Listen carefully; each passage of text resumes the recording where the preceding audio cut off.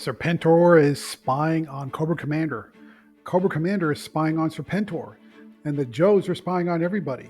Who's spying on who? I don't know, but we're going to straighten it all out in our review of G.I. Joe, A Real American Hero, number 305 from Image Comics. See you in 3. And welcome back to Comical Opinions. This is our review of G.I. Joe, A Real American Hero, number 305 from Image Comics. And in this issue, we find Serpentor's plan to invade Springfield drawing closer to execution. But who is spying on who? Before we get started, please like, share, comment, subscribe, hit that bell for notification. Your attention is greatly appreciated, and stay tuned to the end for the score.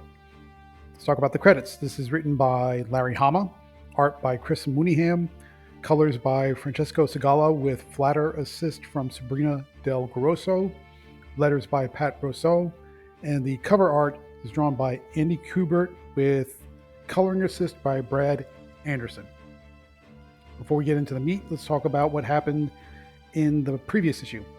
So, Dawn Moreno, working with Duke and the Joes back at the pit, decided to put on her ninja gear, which she hasn't done in a little while, and sneak around to find out what's going on at Cobra Commander's rally at the Springfield Community Center. When she gets to the roof, she finds 3 cybernetically enhanced by Revanche Vipers spying on Cobra Commander. So they sort of surprise each other. There's a fight, and when it looks like Dawn Moreno is going to win, the Viper commanders, the Viper soldiers, basically kill themselves by self-destructing rather than be caught. And so when all that is happening, Serpentor Khan with Dr. Mindbender is watching everything that's going on and absorbing information, and he sent out an additional set of cybernetically enhanced Viper to go to Camp Greer, which is the sort of the fake or the facade military base that's on top of the pit, to find out how to get into the pit, who's in there, and learn what's going on. So now you have all this spying going on in all different directions. Now we get to this issue, which is G.I. Joe, A Real American Hero, number 305. What happens? Dawn gets back to her house with her parents and contacts Duke, lets her know that she encountered the cybernetically enhanced Viper soldiers, that they self-destructed, and he tells her, okay, you've got the information we need, go ahead and get out of there, scoot, skedaddle, and don't get caught. Meanwhile, Spirit and all the people inside the pit are keeping an eye on the cybernetically enhanced Viper commanders that showed up to Camp Greer, and they're looking for an entrance inside the pit. While all that's happening, Serpentor Khan is looking at everybody through the electronic eyes of the Viper commanders, and he's watching everything that's going on. So even though Cobra Commander now knows that somebody's been spying on him because his guards found the exploded remains of the Vipers that are on top of the community center, and Duke now knows that Viper commanders are snooping around Camp Greer. Apparently, the way Serpentor Khan is acting, getting the guards discovered or maybe being captured or being found out, is all part of some larger plan. So now everybody's spying on everybody else, and everybody thinks that they've got the drop on everybody else. But Serpentor Khan might be the mastermind that's really manipulating it all, and everything is going according to plan. Maybe. See, we'll find out. It's definitely getting complex and intricate.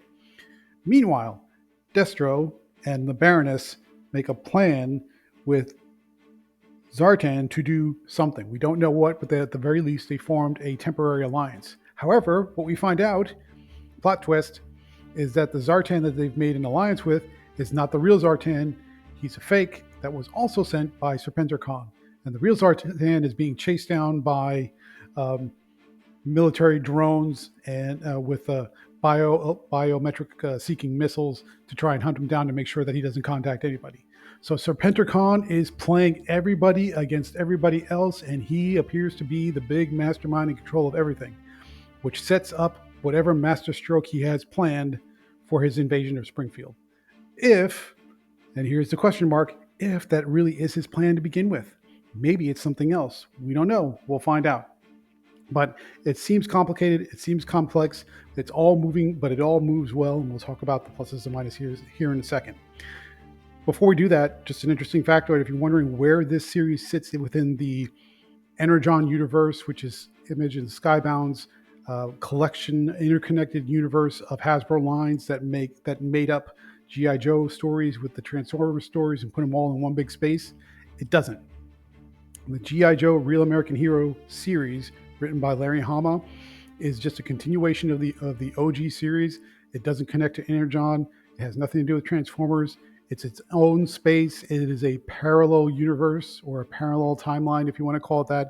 It has nothing to do with Energon, nothing to do with the Duke series or the Cobra Commander series or anything related to the Transformers in any way.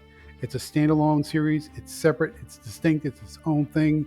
And it is in every way a continuation of the classic OG G.I. Joe series. All right, just get that out of the way. What do we like about G.I. Joe Real American Hero number 305? Lots of great military action and spycraft and strategy and all the things that make a really rock solid core fundamental G.I. Joe story work. Larry Hama knows his jargon. He knows all the military terms. He's moving with tactics and strategy, and it's all playing out like this master class of military exercises and operations. So if you're really into a G.I. Joe series that maybe has colorful individual soldiers and operatives, but with a very, very, very expert level military sense of authenticity to it, this is right up your alley, and it works. And the plan, Serpentor Khan's plan, whatever it is really turning out to be intricate and masterful and strategic and complex, but in a good way, in the sense that you feel like he's really playing everybody against each other, and it comes off as really smart. What didn't we like about G.I. Joe Real American Hero number 305?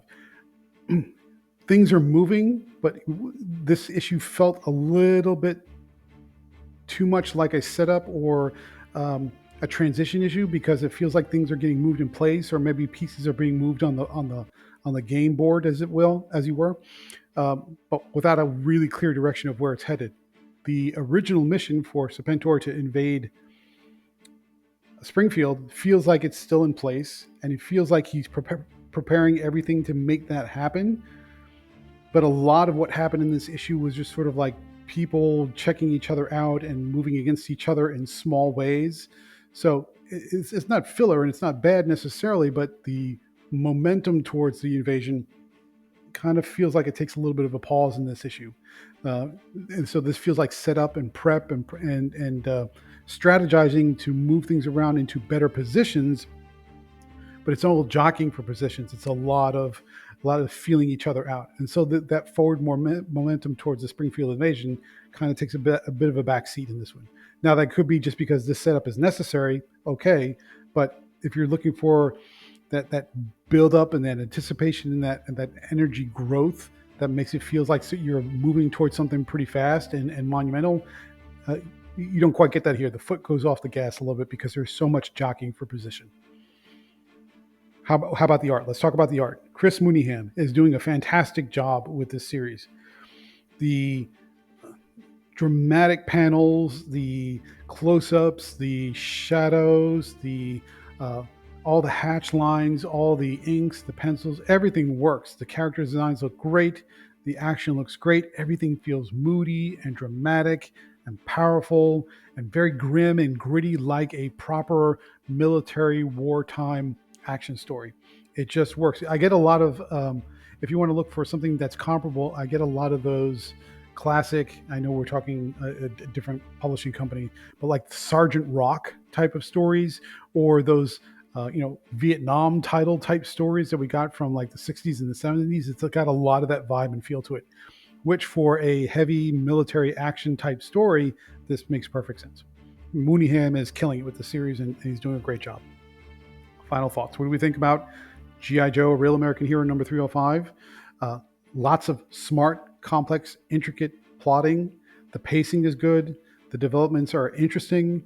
There's not a lot of action in this series, but a little bit that we get is good.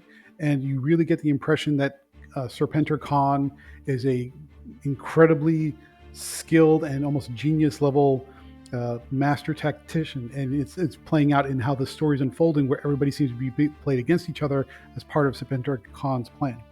On the downside, this issue feels like it's more jockeying and setup and moving pieces around to get into position.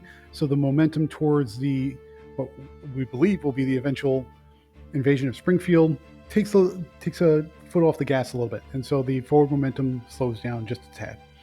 Overall, still love the issue. Therefore, we're going to give G.I. Joe: A Real American Hero number 305 a solid 8.8 out of 10, which is a good solid score.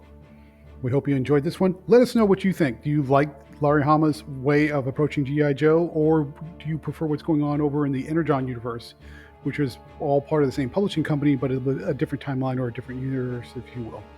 Let us know your thoughts about G.I. Joe. Are you liking what the series is doing so far? Because we want to hear your opinion about that. And if you like more comic reviews, please stay tuned through the outro.